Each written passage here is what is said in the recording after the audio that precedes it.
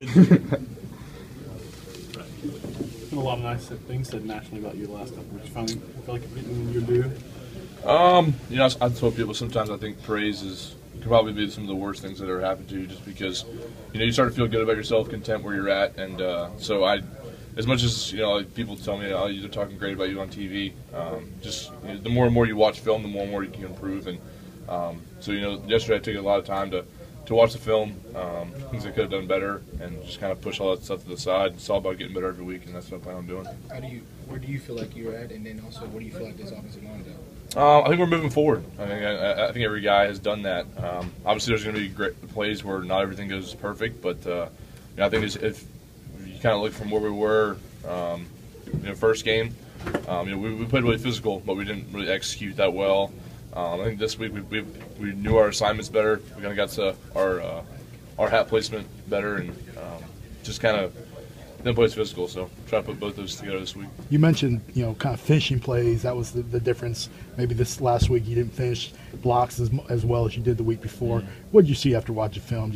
Not just from you, but maybe the rest of the line. I wouldn't say it was just about finishing blocks. There's obviously communication errors, but that's just kind of part of it. We're just going to have to sit there and coach Cristobal, and he's great about making decisions and making changes to what we're doing. So get back out there today and work on Ole Miss.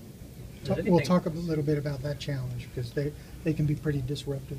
Yeah, they do a lot of things that can kind of confuse offensive lines, but every week we put a great game plan together. Coaches do, and I know this week's going to be no different. But as far as our progress as an offensive line, we got to keep moving forward. They're a big front seven who plays really hard, and I think we have a lot of tools that can take care of that. And I think we're a pretty good offensive line too.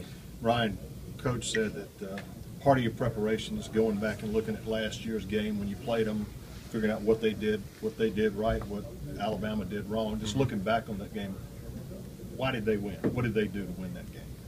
Or what did Alabama? I don't know. I don't remember much about last season. It was a year ago. I'm sure there's going to be plays in there where they probably got us, so they might try to bring again. We're going to coach those up, make sure that doesn't happen twice. But as far as we know, they could have changed their entire defense. So I'm not really sure. We're just going to take it one day at a time and go out there and play our best.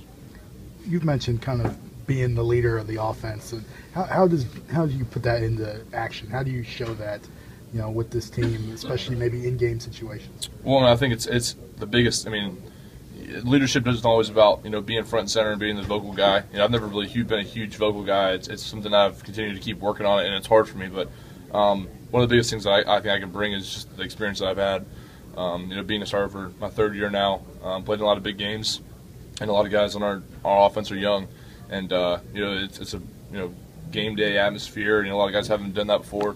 Just kind of tell the team that look, there's going to be all these external factors that are going on, but at the end of the day, it's our 11 versus their 11, and as soon as that play clock starts going on, it's just football. So just that kind of factor, and then just getting into routines as an offense.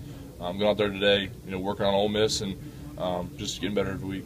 Dominic Jackson struggled at times on Saturday. What have you seen from him? He did, but I'm not going to say I didn't struggle my first year either. So he's a kid who he's made so much progress because coming from his junior college offense where they didn't really pass pro to now blocking the SEC, it's hard for him. But he's made a lot of progress, and things aren't going to go great. But I think you look at that kid right there.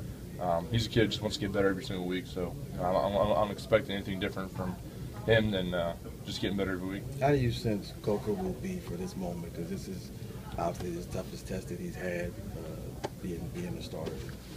We played a pretty good team week one as well, and he did all right. So, he's not a guy who's affected by what's going to happen, who we're going to be playing. It's just him out there. He doesn't matter what the team is. He's going to be studying his playbook, getting the team ready, and doing the best he can because that's just the kind of guy he is. That's the self-pride he has and what he does every day. So I don't expect anything less from him or Cooper or any of the quarterback or anybody that's going to be in that game. You guys don't lose too many games here, so you don't experience this that often. But is there a little bit different motivation, a little bit more pointing to this game in the summer for a team that beat you last year? No, every week every team's gunning for us. It's just that's the nature of the beast when you play at Alabama. Now we're starting SEC play, so every week's going to be a test, and I'm not saying the past two haven't been, but every time you get in the SEC play, it feels like it kind of gets ramped up a little bit. So there's going to be a different energy out there for us, and we're just going to set it to the challenge. Kim Deechie's a guy that's kind of played all over the line a little bit. What's your experience playing against him, and kind of what's the biggest challenge of a guy like that? Yeah, I mean, he's a big guy. I remember last year they did some different packages with him as kind of playing linebacker. So he's a guy that obviously I think coaches are probably going to game plan for. The guy who makes disruptive plays, but that's one of the biggest things that we try to do all week is not let them have negative plays on us. We'll just keep moving the play, moving the chains, and just take care of their defense as a whole. What's your routine like on one of these late game days where you don't start until after 8 p.m.? What do you do? I mean, yeah, it's hard. I mean, obviously the 8 o'clock game feels like it's taken forever to come around. We'll have meetings, and one of the biggest things that coaches tell us is just kind of get off our feet for a little bit, kind of shut out the outside world because all these things are kind of going on around you. You have game day, all these atmospheres, and I think that's where another part of my leadership can come in. It's just like just tell guys, look, I mean, there's so many things that are going on right now, but at the end of the day, it's just us and football and the game plan that the coaches have given us. So just kind of keep the guys locked in, but at the same time, you want to kind of relax a little bit because it's going to be a long night as well. Last one. It seemed like go ahead, Ken. Do y'all watch football? That's a long day.